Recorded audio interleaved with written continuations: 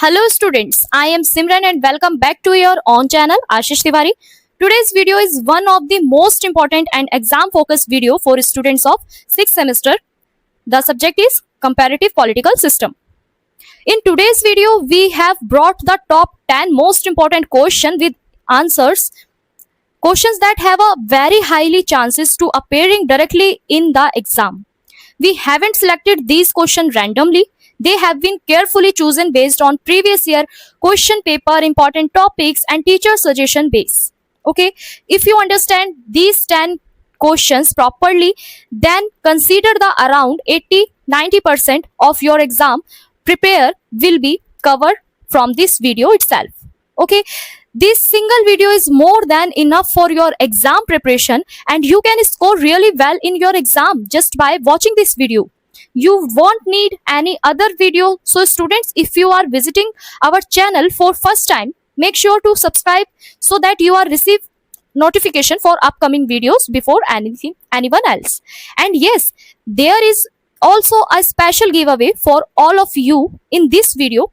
During the video, we will ask some question and whichever students answer all the questions correctly first, the first 3 lucky winners we will receive absolutely free notes. As soon as the winner are selected, we will immediately announce them on our WhatsApp and Telegram channel. So make sure follow the both our WhatsApp and Telegram channel. You will find the link in description.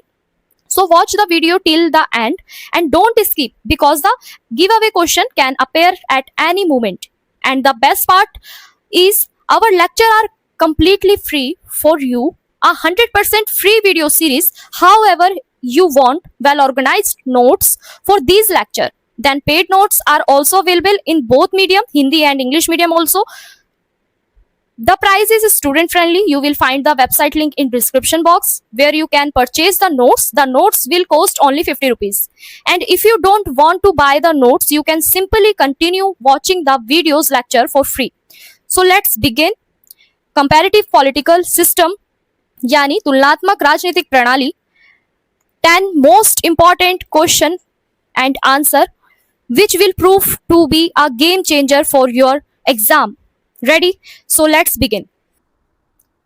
Okay, now in this video we will discuss the political system of Russia, USA, South Africa, China, Britain, Israel and the Soviet Union.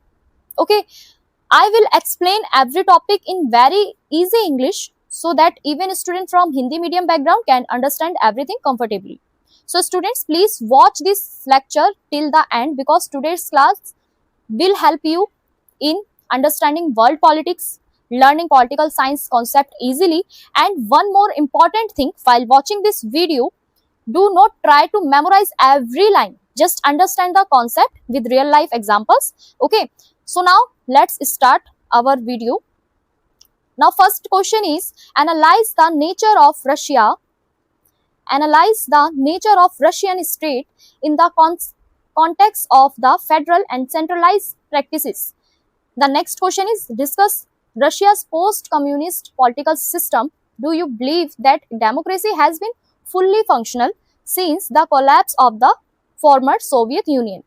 Okay, so student, यहाँ पे सबसे पहले हम discuss करेंगे आपका introduction. So student, Russia is the largest country in the world. So many years Russia was part of the Soviet Union where communist rule exists. But 1991 the Soviet Union collapsed and Russia adopted democracy and a market economy. Now the interesting question is, Russia truly democratic today or it's still highly centralized? This is the main debate in comparative politicals. Okay, तो आगे बढ़ने से पहले सबसे पहले हम ये discuss कर लेते हैं कि फेडरलिज्म एंड सेंट्रलाइजेशन का मीनिंग क्या होता है. What is the meaning of federalism and the centralisation? Okay, so before understanding Russia, let's the first understand two most important words. First word is federalism. Federalism means division of power between central government and regional government. For example, in India power is divided between union government and state government. Similarly, Russia also has republic, religion and province. Okay, now our second word is centralization. centralization means most power remain in the hands of the central government. For example, imagine a school where all discussion are taken only by the principal. Teacher have a very little freedom. So this is called a centralization administrations. Russia follows both federalisation and centralisation together, यानी Russia के अंदर आपका centralisation और federalism जो है दोनों system यहाँ पे अप्लाई किए जाते हैं, दोनों को फॉलो किया जाता है. Okay, so our next point is Russia's political system and the nature of the state. So our first point is structure of the federal state, या फिर हम कह सकते हैं फेडरल स्ट्रक्चर क्या है रशिया का, इसको भी हम जान लेते हैं. तो according to the constitutions, Russia is a federal republic. Different religions have some autonomy. ठीक है, this system was created because Russia is a culturally and ethically diverse. ठीक है, mainly language and communities live there. For example just like a India. ठीक है, India has a Tamil Nadu, Punjab, Gujarat, Assam with different culture. Russia also has many religion with different identities. Okay, now our second point is traditional of centralization governance, या फिर हम कह सकते हैं traditional of strong central government. Russia की क्या है? So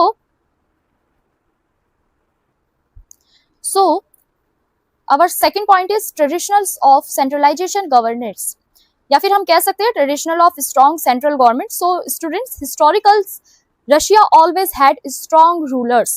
First there were Tsars, ठीक है, then communist leader, now modern president. So centralized authority become part of Russian political culture. Even today people often support strong leadership because they believe it's bring stability. Okay, so now our third point is presidential system, या फिर हम कह सकते हैं powerful president in Russia. So student, in Russia the president is extremely powerful. The president control militaries, foreign policies, administrations, okay, and security matters. ठीक है, this makes the political system highly centralized. Okay, for example, the captain of a cricket team control batting order, ठीक है, bowling order, fielding, decision, and the team selection. Then the captain becomes very powerful. Similarly, the Russian president, the enormous controls. Okay, इसी प्रकार से आपका जो Russia के जो president है वो भी क्या होते हैं, आपके ज्यादा पावरफुल होते हैं. Okay, our next point is point number 4, central control over federal units. ठीक है, या फिर हम कह सकते हैं मल्टी पार्टी डेमोक्रेसी, हम इसको बोल सकते हैं.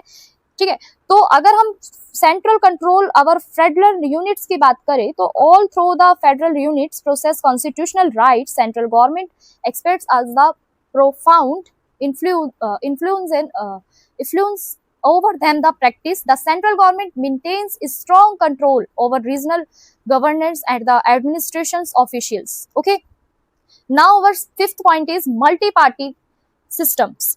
So students, अगर हम बात करें मल्टी पार्टी सिस्टम की, या फिर हम कह सकते हैं मल्टी पार्टी डेमोक्रेसी की, after the fall of the communism Russia introduced elections and multiple political parties. Okay, and but crisis से द रूलिंग पार्टी डेमोन्स, ठीक है, डेमोन्स द पॉलिटिक्स. ठीक है, opposition parties exist but they are not always equally powerful. Okay, means कि यहाँ पे आपको देखने को मिलेगा रशिया के अंदर मल्टी पार्टिकल सिस्टम आपको यहाँ पे देखने को मिलेगा.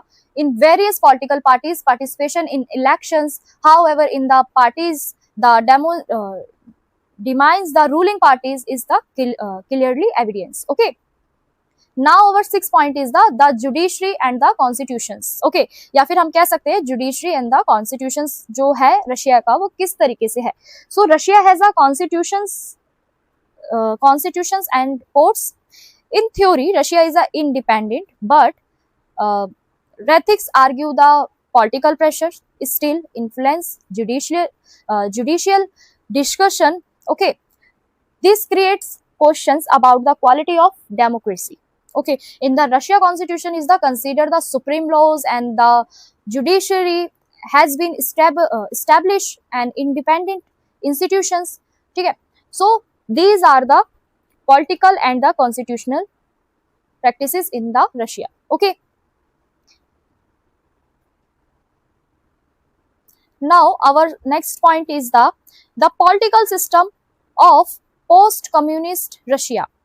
So students, first point is the collapse of the Soviet Union following the dissolution of the Soviet Union इन 1991. ये हम पहले भी डिस्कस कर चुके हैं किस प्रकार से जो सोवियत संघ रहा है आपका एक मार्केट बेस्ड सिस्टम रहा है, डेमोक्रेटिक रहा है, ठीक है, और उसके अंदर जिस प्रकार से आपका पॉलिटिकल ट्रांसफॉर्मेशन है वो रशिया का किस तरीके से रहा है. Okay, so now next move on the next point. Okay, next point आपका क्या है, डेमोक्रेटिक इंस्टीट्यूशंस. अगर हम डेमोक्रेटिक इंस्टीट्यूशंस की बात करें, the under the new constitutions elections a multiple party system, civil rights were from organized, the lead of the development of a formal democratic framework in Russia.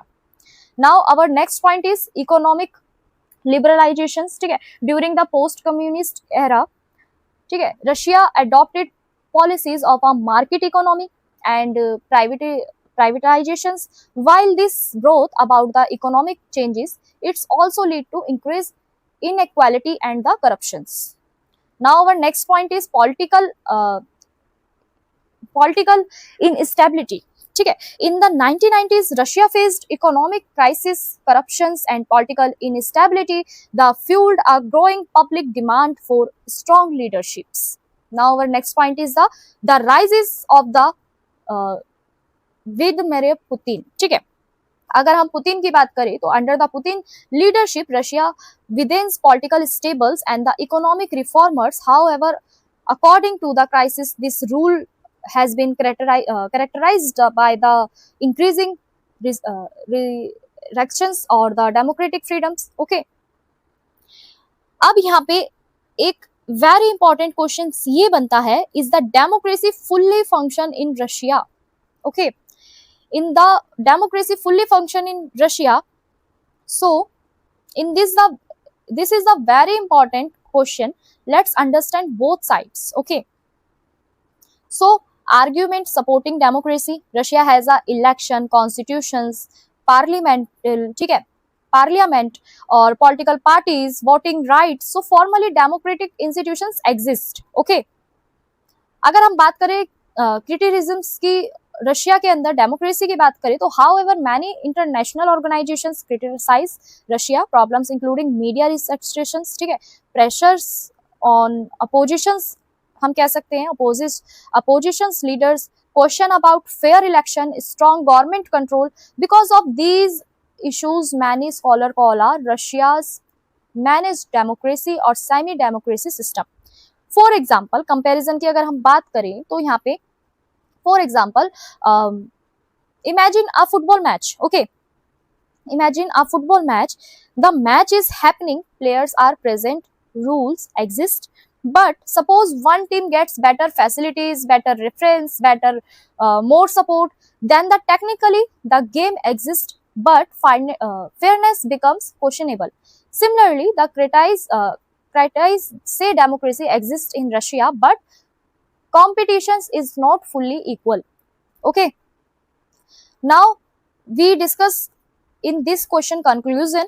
ठीक है, so student, we can conclude that Russia has a both democratic institutions, ठीक है, institutions and the centralization authority. The constitution supports federalism and the democracy, but in practice strong presidential power and the central control demonetization, ठीक है, in the system. That is why Russia is often called a hybrid political system. Okay, तो यहाँ पे दोनों ही institutions देखने को मिलेंगे Russia के अंदर, चाहे फिर वो आपका डेमोक्रेटिक इंस्टीट्यूशंस हो या फिर आपका सेंट्रलाइज्ड अथॉरिटीज हो, तो दोनों ही मिलके रशिया को एक कॉन्स्टिट्यूशनल सपोर्ट दे रहे हैं, फेडरलाइजिज्म दे रहे हैं, ठीक है, डेमोक्रेसी दे रहे हैं, जिससे कि यहाँ की जो प्रेसिडेंटल पावर जो है वो और भी ज्यादा स्ट्रांग हो रही है. ठीक है, तो that is a way Russia is often called a hybrid political system. इसलिए हम कहते हैं रशिया को कि रशिया का जो पॉलिटिकल सिस्टम है वो हाइब्रिड मोड पे है. Okay, so now move on the next question. Our next question is, describe the structure of the USA federal governments. How does the principle of separations of power operate among the executive, legislative and judicial branch? And the next question is critically evaluate the system of the checks and balance within the USA political system. So students, अगर हम इसके introduction की बात करें, so now let's the move on to the United States of America. Okay, the USA is the considered one of the strongest democracies in the world. Its constitution was framed in 1787. ठीक है.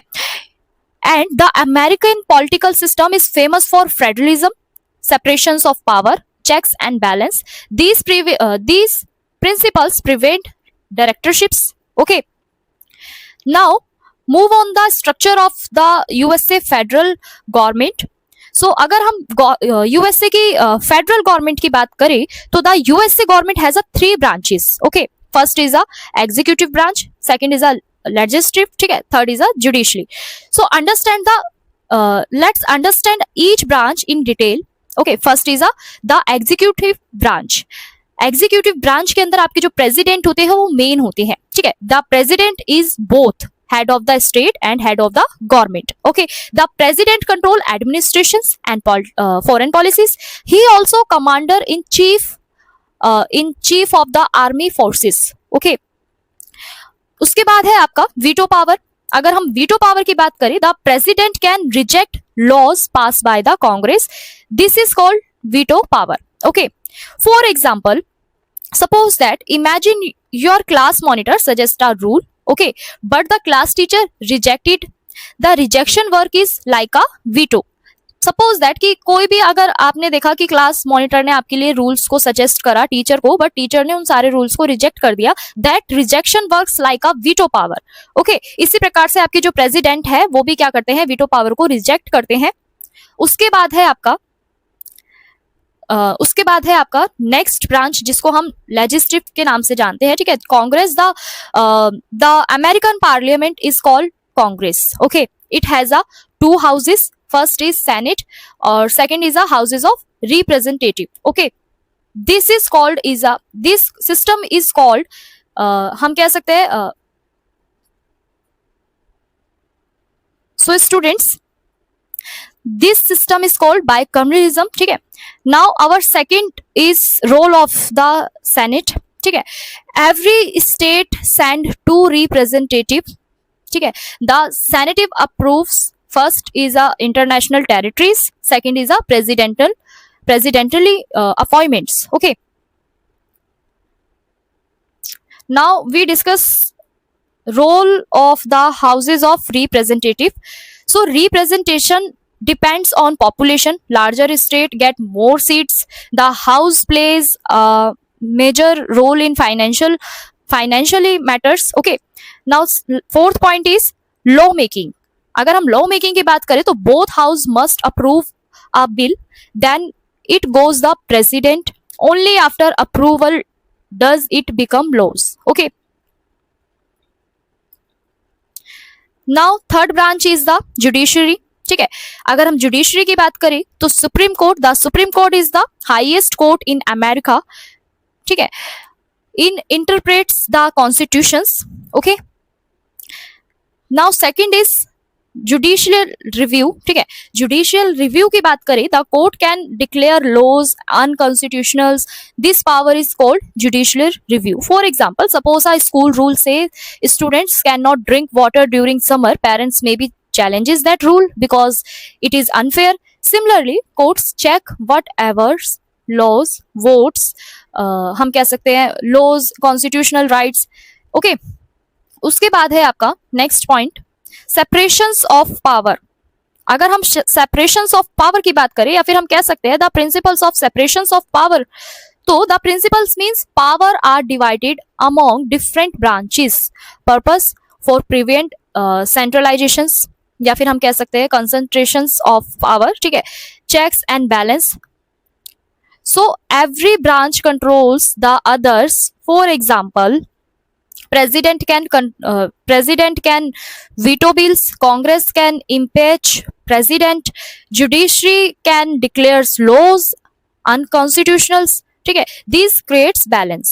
For example, things about a cricket match. Okay, umpire checks players, match refers checks, okay, umpire, third umpire checks difficult decisions. So no one has unlimited authority. Similarly, in the USA system, every institutions check another institutions, okay. So students, अब हम बात करते हैं हमारी next heading की, जो है आपका critical evaluations of checks and balance. So although this system protect democracy, it has some problems, okay. First problem is abuse of power. The system prevent any single branch from becoming overly powerful. The reinforce democratic accountability, okay. The next point is a protection of democracy and liberty. ठीक है, अगर हम democracy और liberty की बात करें, the system of checks and balance plays a role of civil rights and liberties, upholding supremacy, ठीक है, and constitutions. So it's called a protect of democracy and liberty, okay. Our next point is, या फिर हम इसको ना एक easy उससे भी समझ सकते हैं. देखो नेक्स्ट पॉइंट क्या है हमारा, the problem of political grid lock. अगर हम पॉलिटिकल ग्रिड लॉक की बात करें तो sometimes branches fight with each other. As a result, decisions become slow. For example, if president belongs to one party and Congress belong to another party, so obviously conflict जो होगा आपका increase होगा, okay.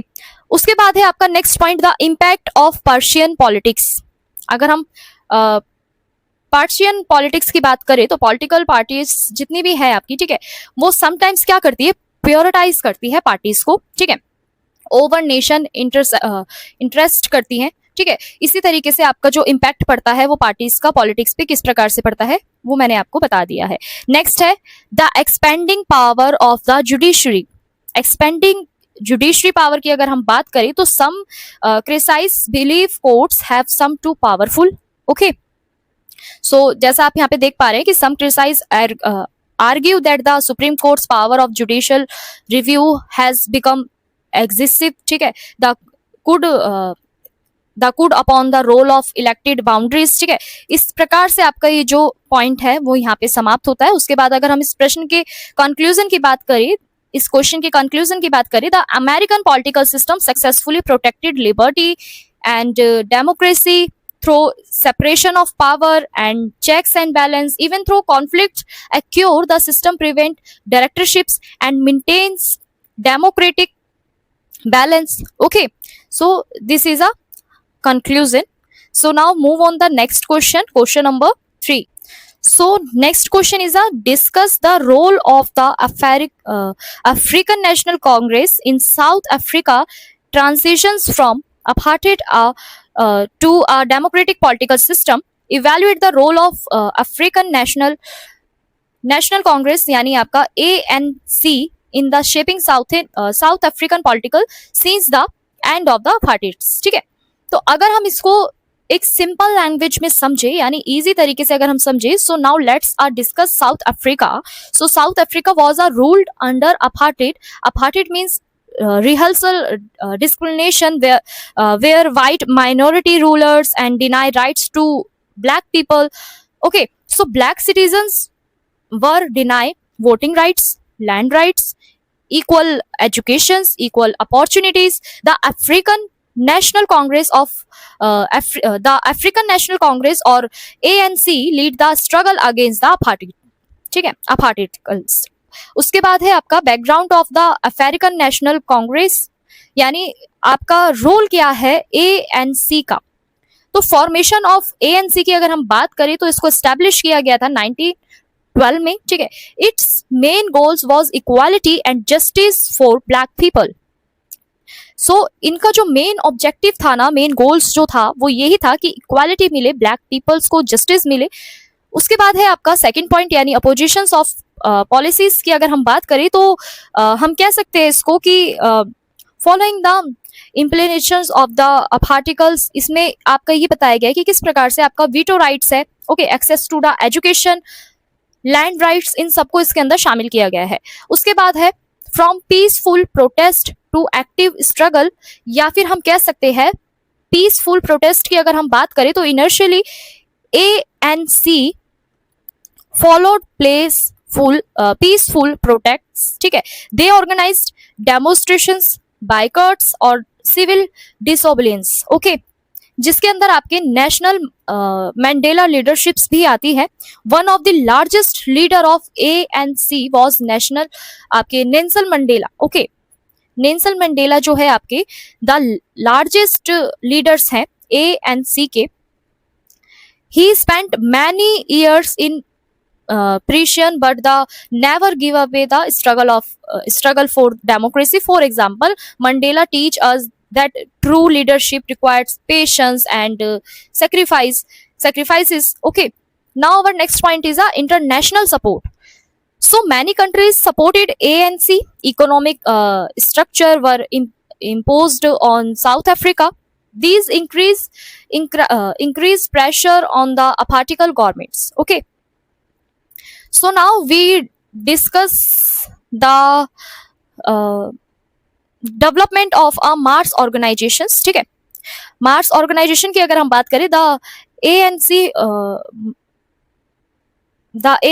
Society of the selections of the society including आपके workers है, students है, women's है, to join the movement, the transformation in the its into a broad based mass movement, okay. तो इसके अंदर आपके जितने भी स्टूडेंट्स थे, वुमेन्स थे, वर्कर्स थे सोसाइटी के अंदर, उन सब ने इस मूवमेंट को क्या करा, ज्वाइन किया, ओके। उसके बाद है आपका the next point is the ANC role in the transitions from apartheid to democracy. So अगर हम इसकी बात करें, ठीक है, तो अगर हम बात करें मार्स मूवमेंट एंड प्रोटेस्ट की, तो the ANC challenge the apartheid through strikes, boycotts, protest, मैंने जैसा भी आपको बता ही दिया है, ठीक है। वहां पे किस तरीके से आपके जो ब्लैक पीपल्स थे उनको किस तरीके से उनके साथ जो इनजस्टिस जो हो रहा था, ठीक है, बाइकआउट्स जो हो रहे थे, डेमोन्स्ट्रेशंस जो हो रहा था, उन सब के बारे में इन्होंने यहाँ पे बताया है। तो अगर हम बात करें the role of the ANC in post apartheid South African politics की, तो सबसे पहला हमारा पॉइंट क्या कहता है कि drafting of a democratic constitutions, या फिर हम कह सकते हैं डेमोक्रेटिक ट्रांजिशंस की अगर हम बात करें, इन 1994 South Africa had a democratic elections. Nelson Mandela becomes a president. This make the end of the apartheid. Okay. उसके बाद है policies of national रिकॉग्नाइजेशंस।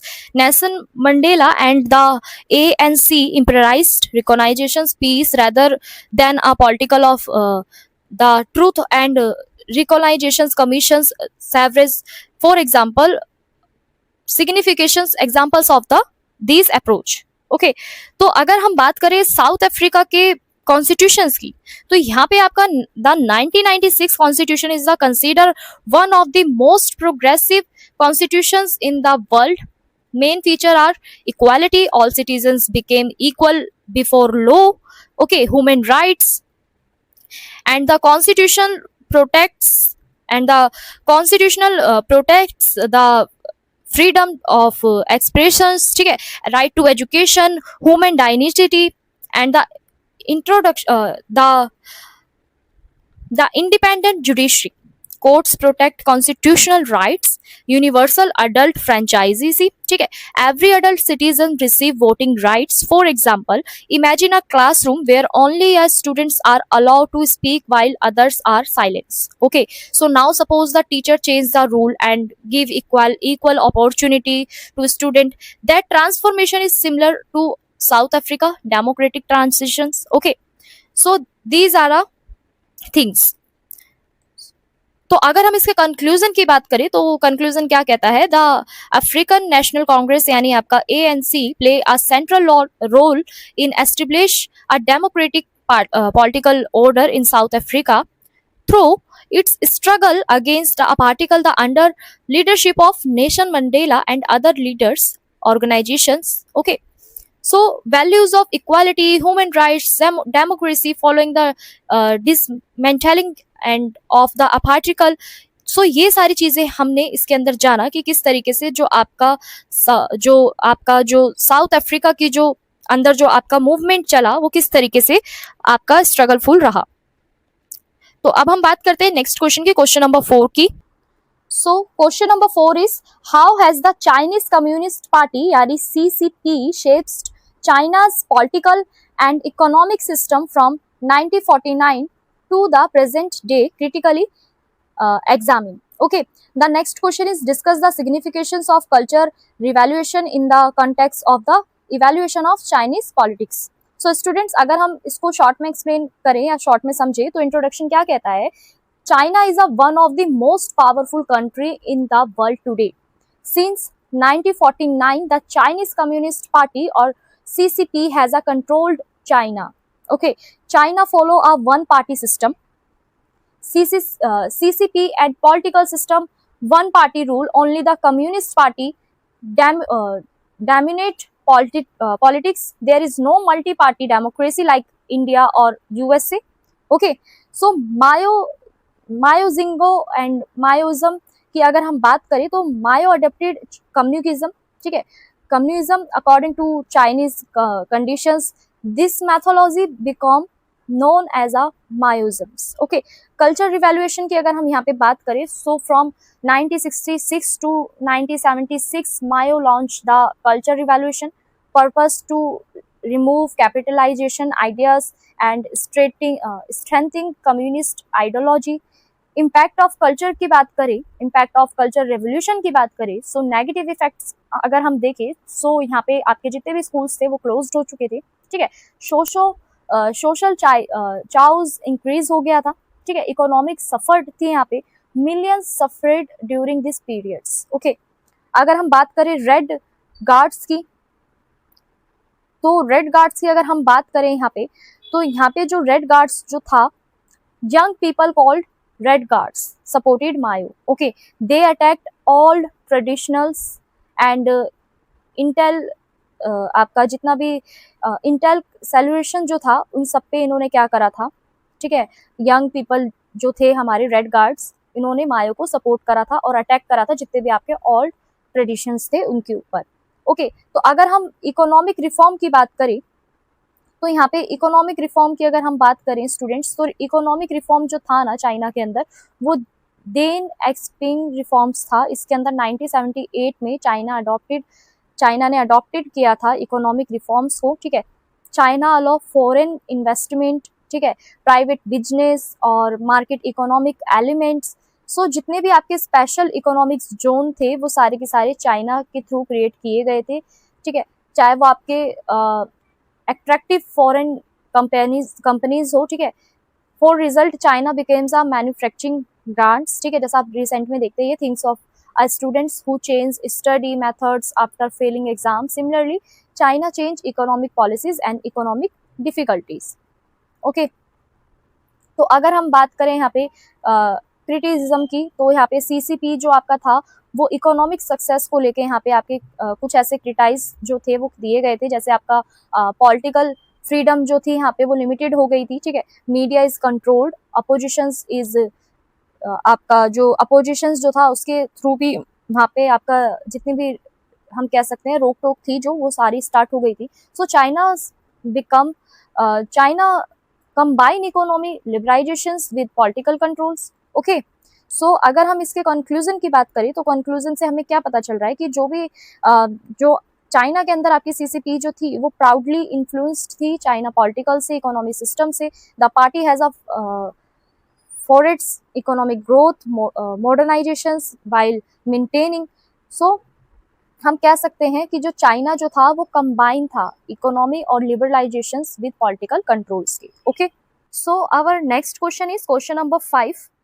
So students, अगर क्वेश्चन नंबर 5 की बात करें तो examine the various constitutional development that have shapes the trajectory of the British constitutions. या फिर ये इस प्रकार से भी आपसे पूछा जा सकता है कि analyze the key features of the British constitutions and the roles played by parliament, traditionals and the judiciary in its evaluation.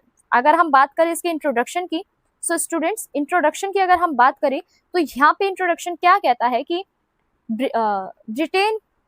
Britain has one of the oldest constitutional system in the world, but the interesting thing is British does not have a single written constitutions. Okay, its constitutions based on laws, traditionals, okay, judiciary decisions. So अगर हम बात करें इसके most constitutional development की, तो most constitutional development की अगर हम बात करें तो यहाँ पे की constitutional development of the British constitution की अगर हम बात करें तो यहाँ पे आपका मैग्ना कैरेटा की अगर हम बात करें तो यहाँ पे this document limited the powers of the king.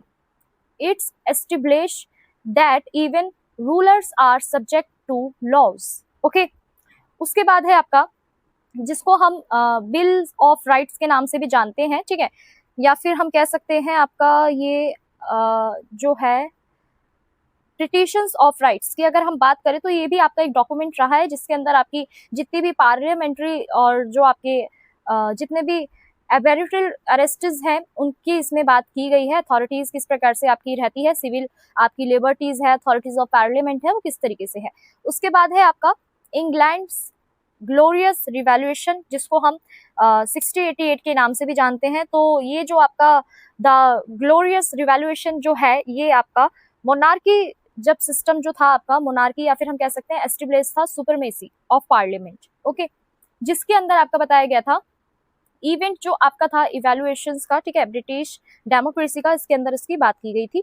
उसके अगर अब हम बात करते हैं नेक्स्ट बिल की जो था आपका बिल ऑफ राइट्स यानी आपका 6089. ये मोस्ट इंपॉर्टेंट है आपके लिए, ठीक है, ये मोस्ट इंपॉर्टेंट रहने वाला है यहाँ पे, तो इसको आप ध्यान से समझिएगा. तो अगर हम बात करें बिल ऑफ राइट्स की यानी आपका 6089 में जो बिल आपका निकाला गया था तो ये जो था ना, this is a strengthened parliament and protected civil liberties. Okay, तो इसके अंदर ना आपकी जितनी भी सिविल लिबर्टीज है उसकी बात की गई थी. Constitutional checks on the powers of the monarch. Okay, उसके बाद है आपका फीचर्स ऑफ, अगर हम बात करें ब्रिटिश कॉन्स्टिट्यूशंस की फीचर्स की यहाँ पे, तो देखो सबसे पहला जो आपका आता है वो आता है अनरिटन कॉन्स्टिट्यूशन. ठीक है, तो the British constitution is a entirely codify a signal written document. ठीक है, सिंगल रिटन डॉक्यूमेंट, सॉरी, ठीक है.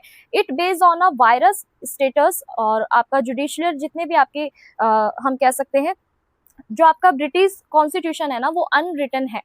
ओके, या फिर आपका जो सेकंड पॉइंट है, सेकंड पॉइंट क्या कहता है कि पार्लियामेंट्री सुपरमेसी. अगर हम पार्लियामेंट सुपरमेसी की बात करें तो parliament is a supreme. Unlike India और USA, British courts can not declare parliamentary laws and constitutional. Okay,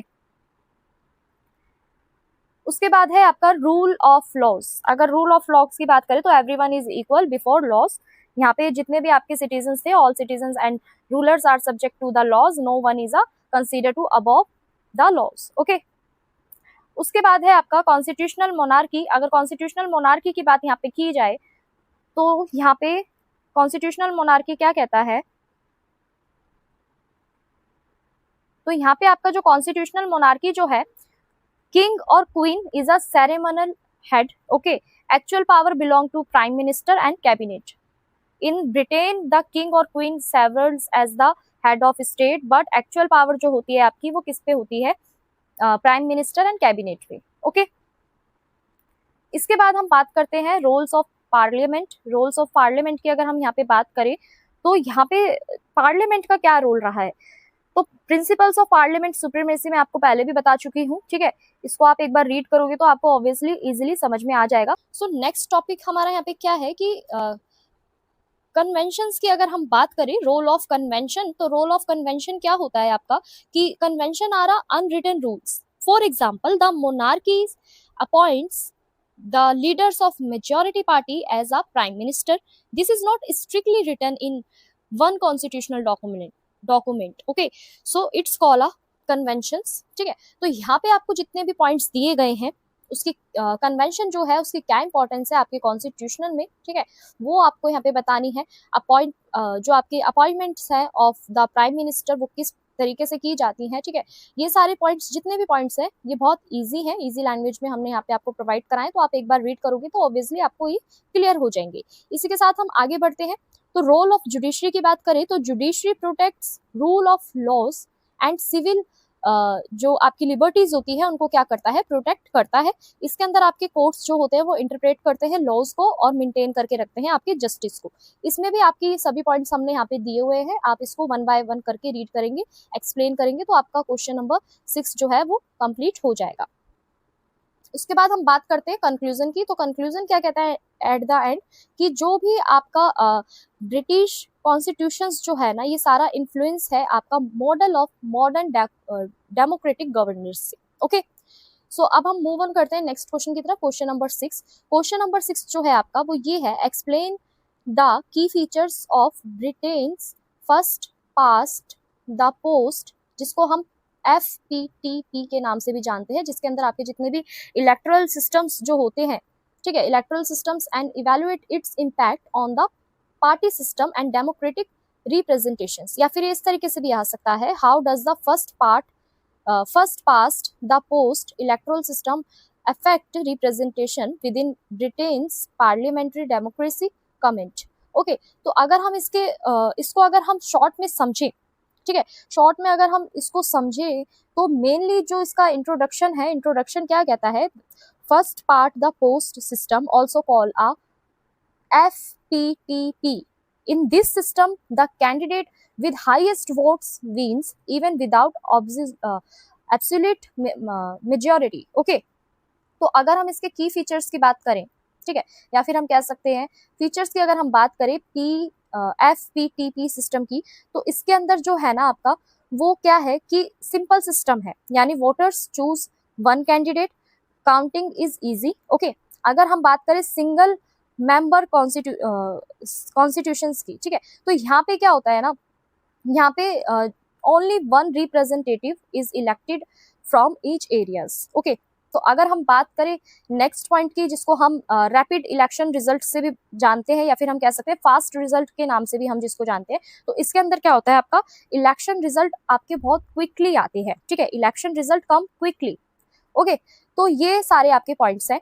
तो अगर हम इसके एडवांटेज की बात करें, या फिर हम कह सकते हैं इसके अगर हम इसके एडवांटेज की बात करें, तो एडवांटेज या फिर हम कह सकते हैं इम्पैक्ट क्या क्या हो सकते हैं। तो देखो, स्टेबल गवर्नमेंट, ठीक है, सबसे पहला इम्पैक्ट हमारा क्या पड़ता है, इस पे स्टेबल गवर्नमेंट का पड़ता है, ठीक है। स्टेबल गवर्नमेंट की अगर हम बात करें तो इसमें जितनी भी आपकी लार्ज पार्टीज होती है वो आपकी बेनिफिट होती है, ठीक है। This often creates stable majority governments. Okay, second जो आपका बेनिफिट इसमें होता है, या फिर हम कह सकते हैं एडवांटेज जो होता है सेकंड, वो ये होता है कि स्ट्रॉन्ग अपोजिशंस आपको देखने को यहाँ पे मिलता है। यूजुअली 2 मेजर पार्टीज आपकी डिनोमिनेट करती हैं, ठीक है, या फिर हम कह सकते हैं these create healthy competitions. Okay, वहीं अगर हम डिसएडवांटेज की बात करें तो यहाँ पे वेस्टेड ऑफ जो आपके वोट्स हैं उनकी वेस्टेज की जा रही है, ठीक है। Votes given to losing candidate have no effect. अगर हम स्मॉल पार्टीज की तरफ देखें तो स्मॉल पार्टीज जो है आपकी वो सफर कर रही हैं। स्मॉल पार्टीज में receive many votes but few seats उनके लिए अवेलेबल है। ओके, तो अगर हम बात करें यहाँ पे डेमोक्रेटिक इनइक्वालिटी की, तो sometimes a party gets fewer total votes nationally but more seats यहाँ पे आपकी अवेलेबल होती है। This raises fairness issues. Okay, अगर हम इसे एग्जांपल से समझे, so suppose that 3 students contents class monitor elections, ठीक है। फॉर एग्जांपल आपकी क्लासरूम के अंदर एक छोटा सा यहाँ पे इलेक्शन रखा गया क्लास रूम मॉनिटर सेलेक्ट करने के लिए, तो यहाँ पे आपके जो 3 स्टूडेंट्स हैं उन्हें लिया गया, student A, student B, student C. Okay, so student A जो है ना यहाँ पे उसको मिले 40 वोट्स, स्टूडेंट बी को मिले 35 वोट्स, स्टूडेंट सी को मिले 25 votes. So obviously student A wins even though 60 students vote against him. That is how FPTP works. Okay, इसी से हमें पता चलता है कि जो आपका जो FPTP जो है वो किस तरीके से वर्क कर रहा है। ओके, तो बढ़ते हैं अब हम नेक्स्ट क्वेश्चन की तरफ। तो क्वेश्चन नंबर 7 जो है आपका, क्वेश्चन नंबर 7 कहता है कि describe the structure of Israel political system, how does it's parliamentary democracy function with in a multi party environment, या फिर हम कह सकते हैं what impact is Israel on going conflict with आपका जो having on the governance and the document democratic जो आपकी पॉलिटिक्स है उसको हमें यहाँ पे बताना है, डिस्कस करना है। तो स्टूडेंट्स अगर हम यहाँ पे बात करें इजराइल की, so Israel follows parliamentary democracy, but unlikely Britain, Israel has a highly framed multi-party system. Okay, आपका जो कोलेशंस है गवर्नमेंट का are very common. Okay, structure of government की अगर हम बात करें इसराइल के अंदर, या फिर हम कह सकते हैं स्ट्रक्चर ऑफ पॉलिटिकल सिस्टम की अगर हम बात करें, तो यहाँ पे सबसे पहला आपका जो आता है वो आता है पार्लियामेंट्री डेमोक्रेसी. ठीक है, जिसके अंदर आपका जो प्रेसिडेंट जो होते हैं वो आपके हेड होते हैं, state of head. Okay, prime minister जो होते हैं वो रियल एग्जीक्यूटिव अथॉरिटीज उसके पास होती हैं. ठीक है, तो यहाँ पे जो आपकी इसराइल की जो पार्लियामेंट होती है ना, उसमें ऑलमोस्ट 120 मेंबर्स यहाँ पे अवेलेबल रहते हैं. ओके, तो अगर हम यहाँ पे देखें तो कि इसराइल के अंदर जो पार्लियामेंट होती है उसको हम निथी सेट्स बोलते हैं. ठीक है, इसके अंदर आपके 120 मेंबर्स अवेलेबल रहते हैं. और जो आपका कोलेशंस पॉलिटिकल्स जो पॉलिटिक्स यहाँ पे जो होती है, कोलेशन पॉलिटिक्स जो यहाँ पे होती है, यहाँ पे नो सिंगल पार्टी होती है. ठीक है, no single party usually gets majority, therefore parties from alliances. Okay, problem of coalitions की अगर हम बात करें गवर्नमेंट में, तो आपका जितना भी इनस्टेबिलिटीज होती है, ठीक है, फ्रीक्वेंट इलेक्शंस होते हैं, प्रेशर फ्रॉम स्मॉल पार्टीज, तो ये सारे के सारे क्या होते हैं, हमें यहाँ पे प्रॉब्लम्स देखने को मिलती हैं.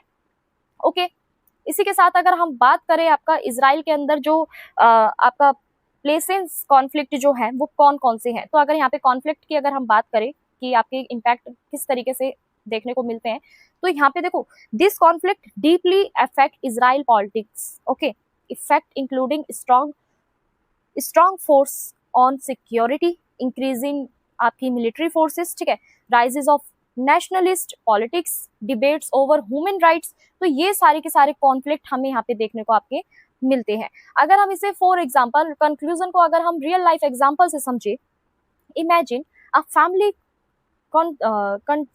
continue worry about security threats outside the house. Naturally security becomes their first priority.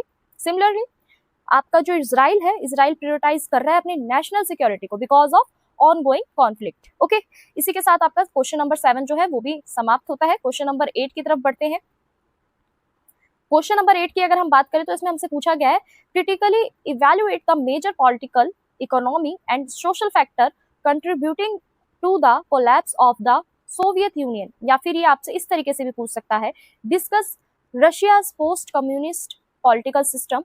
Do you believe that democracy is functioning full in the aftermath of the Soviet union collapse. Okay, तो अगर हम question number 8 की बात करें तो इसको भी हम एक बार शॉर्ट में समझते हैं. ठीक है, तो इंट्रोडक्शन की अगर हम बात करें, the Soviet union collapsed in 1991. Okay, जैसा आप लोग देख ही पा रहे हैं यहाँ पे, this event change global politics completely. Okay, let's us understand the reason why. Okay, so first reason is आपका जो है वो है पॉलिटिकल कॉजेज. अगर हम पॉलिटिकल कॉजेज की बात करें तो यहाँ पे जितने भी आपके अथॉरिटेरियन रूल्स जो थे वो कम्युनिस्ट जो आपकी कम्युनिस्ट पार्टी जो थी वो किसके कंट्रोल में थे, जितने भी आपके अथॉरिटीज जो रूल्स थे वो कम्युनिस्ट पार्टी के कंट्रोल में थी. एवरीथिंग चीजें, ठीक है, जितनी भी चीजें हैं वो सारी की सारी कंट्रोल में थी कम्युनिस्ट पार्टी के. ठीक है, पॉलिटिकल फ्रीडम की अगर हम बात करें तो वो भी यहाँ पे आपको लिमिटेड देखने को मिलती है. ठीक है, और अगर हम बात करें ग्लेनोस्ट की, ठीक है, तो यहाँ पे अगर हम इसकी पॉलिसीज की बात करें तो यहाँ पे पॉलिसीज की अगर हम बात करें पॉइंट नंबर 3 की, तो जितने भी यहाँ पे आपके जितने भी जो पीपल्स थे, peoples begin citizens the government. Okay, उसके बाद है आपका रिफॉर्म्स. अगर हम रिफॉर्म्स की बात करें तो economic and political reform increasing in stability instead of solving problems. Okay, वहीं अगर हम बात करें आपके इकोनॉमिक कॉजेज के, ठीक है, तो इकोनॉमिक्स कॉजेज की अगर हम बात करें तो यहाँ पे weakness of central planning economy, यानी वीक प्लान्ड इकोनॉमी की अगर हम बात करें तो state control economy became inefficient. Okay, storage of goods की अगर हम बात करें या फिर हम कह सकते हैं स्टोरेज ऑफ कंज्यूमर गुड्स की अगर हम यहाँ पे बात करें तो people faced storage of daily necessaries. ठीक है, जितनी भी आपकी दैनिक जीवन की जितनी भी जरूरतें हैं यहाँ पे आपको देखने को मिलेगा स्टोरेज. यहाँ पे देख सकते हैं कि लोग वहां से किस तरीके से इफेक्ट हुए थे. ओके, वहीं अगर हम बात करें आपके मिलिट्री की, ठीक है, बर्डन ऑफ मिलिट्री की बात करें, ठीक है, या फिर एक्सपेंडेड की बात करें तो यहाँ पे जितना भी आपका कोल्ड वॉर के दौरान जितनी भी आपकी इकोनॉमी थी वो एकदम वीक हो चुकी थी.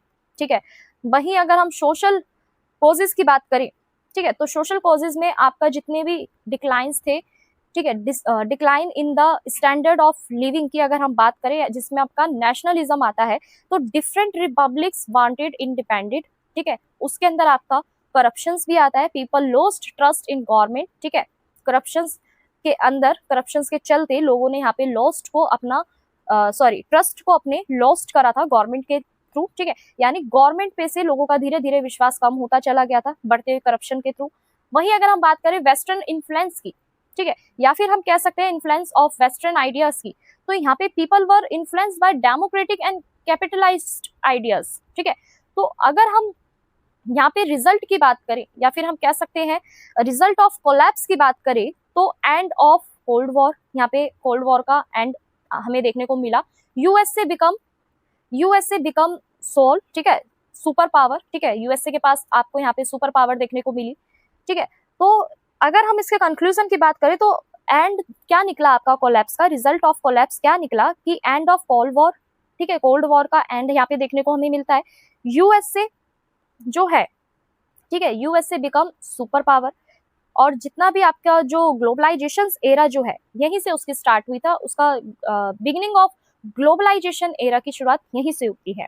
ओके, सो इसी के साथ हम बढ़ते हैं नेक्स्ट क्वेश्चन की तरफ। क्वेश्चन नंबर 9 जो है यहाँ पे वो है discuss the fundamental principles initial in the 1996 constitutional, how does it's promotes democracy, equality and human rights. या फिर ये आपसे इस तरीके से भी पूछ सकता है, analyze the role of African National Congress, यानी आपका ANC in South Africa, transitions from the apartheid regime to a democratic political system. Okay, so students अगर हम इसके इंट्रोडक्शन की बात करें, तो अगर हम इंट्रोडक्शन की बात करें, the 1996 constitution of south Africa is one of the most democratic constitution in the world. It was created after the end of apartheid to the build a fair and equal society. The constitution is based on important principles such as a democracy, equality, human rights, ठीक है, freedom and justice. It's promote democracy by allowing citizens to vote and choose their leaders freely. It's also protect human rights, okay, through the Bill of Rights, which granted freedom of speech, religion, education and equality before the laws. Okay, the constitutional अगर हम बात करें fights की, तो discrimination की अगर हम बात करें, तो based on race, gender, religion, language, it's also creates independent courts to protect citizens and ensure that the government follows the laws. Okay, so in the conclusion, 1996 constitution helped South Africa become a democratic country where all people are treated equal and their human rights are respected. Okay, so students अगर हम इसको समझे, तो all the conclusion क्या होता है कि क्या कहता है कि आपका जितने भी 1996 का जो कॉन्स्टिट्यूशन जो था साउथ अफ्रीका का, वो डेमोक्रेटिक कंट्री बनाने के लिए लोगों के द्वारा जितनी भी उनकी इक्वालिटी जो है, ह्यूमन राइट्स जो है, इसके ऊपर आपका ये बेस्ड था। ओके, सो अगर हम बात करें नेक्स्ट पॉइंट की, हमारा जो है the role of African National Congress, यानी आपका ANC इन डेमोक्रेटिक ट्रांजिशंस की अगर हम बात करें, तो ये भी हमारे लिए बहुत ज्यादा इंपॉर्टेंट है स्टूडेंट्स। इसके अंदर हमें ये पता चलता है द अफ्रीकन नेशनल कांग्रेस जो आपका ANC जो है, ठीक है, ANC जो है ये बहुत इंपॉर्टेंट प्ले रोल करता है in ending apartheid, the beginning democracy to South Africa. Okay, the ANC fought against racial discrimination, worked from equal rights for all citizens. Leader like Nelson Mandela helped unite people against apartheid through peaceful protest, campaigning, and negotiations. The ANC also worked with international organizations to put pressure on the apartheid government. In 1994, okay, in 1994. South Africa had its first democratic election, okay, and the ANC won. This marked the beginning of a democratic political system where all races could vote equally. Okay, so at the conclusion क्या कहता है, at the end of conclusion आपका यहाँ पे क्या कहता है, in conclusion the ANC The ANC helped South Africa move from apartheid to democracy by promoting equality, freedom, and human rights for all people. Okay, so move on the next question. Question number 10. Question number 10 जो है आपका यहाँ पे आपसे brief notes के लिए आपको दिया जाएगा, ठीक है. The great leap forward the bill of rights, okay, और the economic miracle in Brazil. तो ये सारे के सारे इस पे आपका नोट्स, शॉर्ट नोट्स लिखने में आ सकता है, ठीक है. तो इसको आप डिटेल में पढ़ लीजिएगा, बहुत इजी है. तो स्टूडेंट्स, इसी के साथ मैं आपको देती हूँ आज के हमारे जो गिव अवे के जो क्वेश्चन है वो भी मैं आपको बता देती हूँ, एक बार आप नोट डाउन कर लीजिएगा. So students, our first question is question number 1.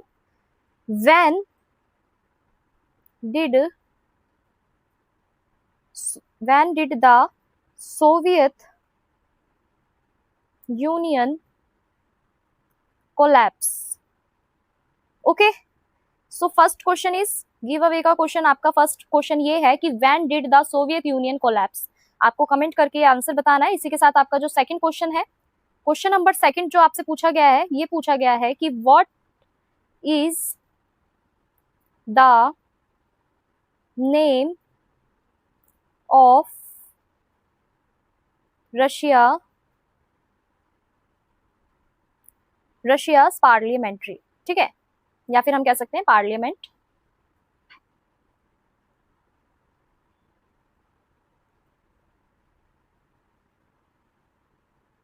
तो यहाँ पे आपका क्वेश्चन नंबर सेकंड जो है वो ये है, what is the name of Russia's parliament. Okay, question number 3 जो आपका है, क्वेश्चन नंबर 3 में आपसे पूछा गया है, who is the most powerful leader in Russia's political system. Okay, question number 3 जो है वो ये है आपका, who is the most powerful leader in Russia's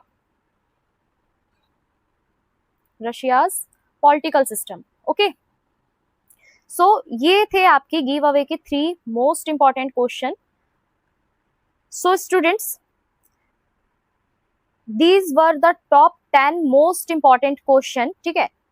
most important question जो हैं आपके वो मैंने आपको एक्सप्लेन कर दिया है. I hope you understood them carefully and made your exam preparation even stronger. And remember, our lectures are free, but if you want well organized notes which are absolutely perfect for your exam preparation, then simply purchase the notes through the link given in the description box. The secure your notes, and yes, every video included a giveaway, so stay ready for the question asked during the video, because 3 lucky winners can win free notes. If you liked the video, then don't forget to like, share and subscribe, and also follow the WhatsApp and Telegram channel so that you keep getting exam focus update, all important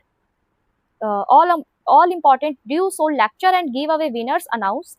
Till then, stay focused, study smart and crash your exam. See you in the next video. Thanks for watching.